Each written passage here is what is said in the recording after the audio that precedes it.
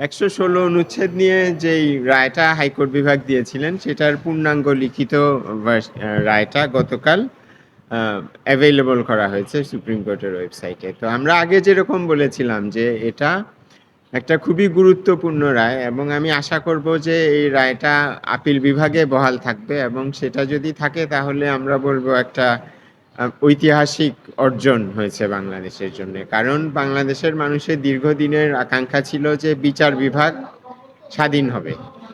হ্যাঁ, এবং এই বিচার বিভাগের স্বাধীনতার জন্যে অধস্তন আদালতের নিয়ন্ত্রণ সুপ্রিম কোর্টের কাছে থাকা অপরিহার্য এবং আমাদের ৭২-এর সংবিধানে তাই ছিল।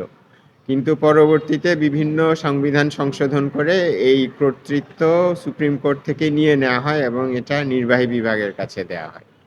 তো এখন যেই রায়ের পূর্ণাঙ্গ ভার্সন গতকালকে প্রকাশিত হয়েছে তার মাধ্যমে এই কর্তৃত্ব আবার সুপ্রিম কোর্টের কাছে ফিরিয়ে দেওয়া হয়েছে এবং এই রায়ের আরেকটি গুরুত্বপূর্ণ দিক হলো এই রায়ে নির্বাহী বিভাগকে বিশেষভাবে আইন মন্ত্রণালয়কে একটা নির্দেশনা দেওয়া হয়েছে যেন একটা স্বতন্ত্র বিচার বিভাগের জন্য সচিবালয় প্রতিষ্ঠা করা হয় এবং সম্প্রতি গত নভেম্বর মাসে এই সচিবালয় কিন্তু প্রতিষ্ঠাও করা হয়েছিল।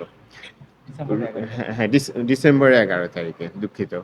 আর রায়টা মৌখিকভাবে দেওয়া হয়েছিল সেপ্টেম্বরের 2 তারিখে আমার ভুল না হলে, তারপরে ডিসেম্বরে সচিবালয় প্রতিষ্ঠা করা হয়।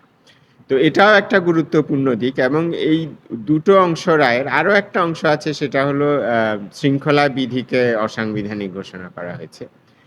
কিন্তু মূল গুরুত্বপূর্ণ অংশ আমি মনে করি এই দুটো, যে সুপ্রিম কোর্টের কাছে অধস্তন আদালতের কর্তৃত্ব ফিরিয়ে দেয়া এবং একটা পৃথক সচিবালয় প্রতিষ্ঠা করা। এবং এই দুটো অংশ আমি তো মনে করি খুবই ওতপ্রোতভাবে জড়িত।